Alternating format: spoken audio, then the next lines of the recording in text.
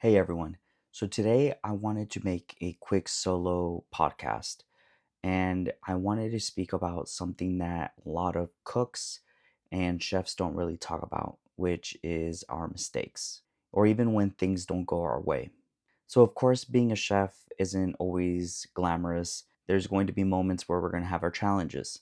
Someone calls out, our lowboy decides to just break, our sauces break as well, and it can be very stressful. And if you've been there, just like I have, then this episode is specifically for you. My name is Chef Ismael, and this is Chef Ismael's Kitchen Quest.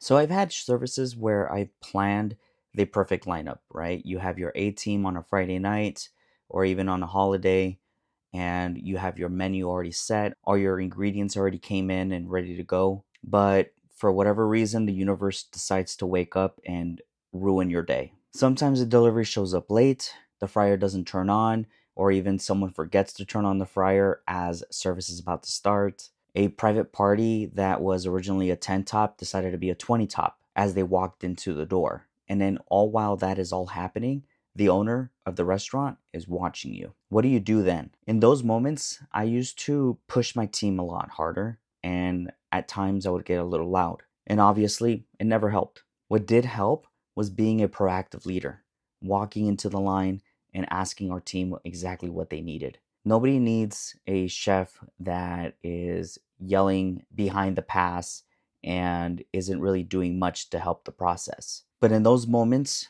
that unfortunately it does happen. And so as the cook or even as the chef, there's a thing that you pretty much have to do. What you have to do is basically reset yourself, regroup, and move forward.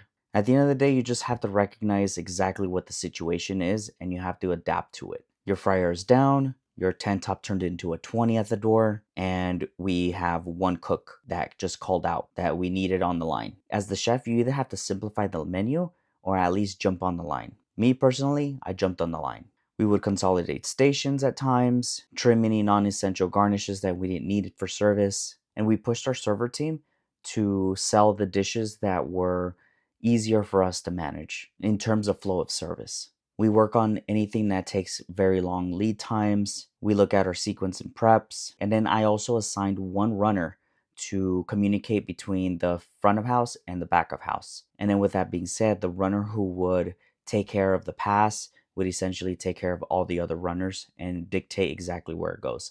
So she's pretty much the acting chef and making sure that the food is coming out the way it should be coming out. And that's just because I would work the line, especially when we had one person down. Once that's all said and done, we all go outside, sit on the milk crates, and some of the teammates would have a cigarette or whatever they would do, water, right? No drinking on the job, but we would do that, and I would congratulate the team, give them words of encouragement, and give them a sincere thank you to not just the team that was running the kitchen, but also the front of house team as well as the dish team. We also look at how we could have improved service. And just because I'm the chef doesn't mean I'm always right. There's times where I'm going to make mistakes and my team is going to see it because I'm at times looking at things in a tunnel vision.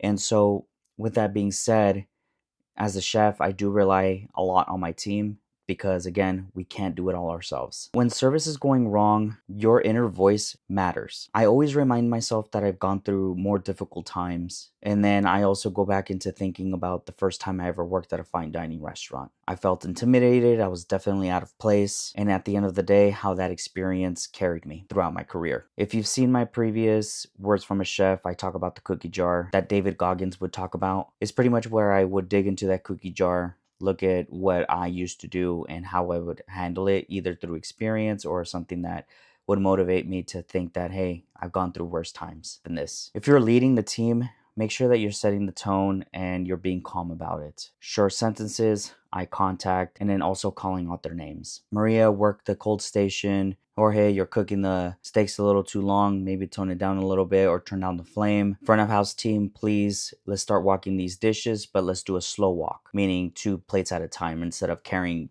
5, as good as they are. If you're a cook and you're not leading the pass just yet, here's how to help when things go wrong. Work cleaner, not faster. Communicate your times before things are even asked for. Fully prep your line and make sure that your garnishes are done, your towels are folded, and your pans are hot. Bring solutions to any problems that come around. Don't just complain about them. Chef, we're out of chimichurri. Give me 3 minutes.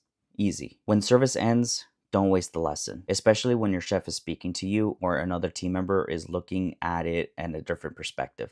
Listen to everybody. And then once all is said and done, give thanks to everyone and congratulate them. Don't just be, okay, well, let's go clean the kitchen or something like that, right? Congratulate them, thank them, appreciate them for all their hard work, because without them, it would be extremely difficult for us to run service. So when things don't go your way, and it's your time to lead, whether you wear a chef's jacket or not, with your name on it or whatever it is, I want you to exhale, simplify things, execute, and teach the team. That's how you turn a bad night into a successful one. Thank you so much for listening. My name is Chef Ismael, and if you haven't subscribed, please do so now, either on Spotify, Apple Podcast, or YouTube. I sincerely appreciate you guys taking the time to sit with me, to listen to me, and to gather any information that I might have given you. Remember, things aren't always going to go your way. So remember exactly what I just told you guys. Take care.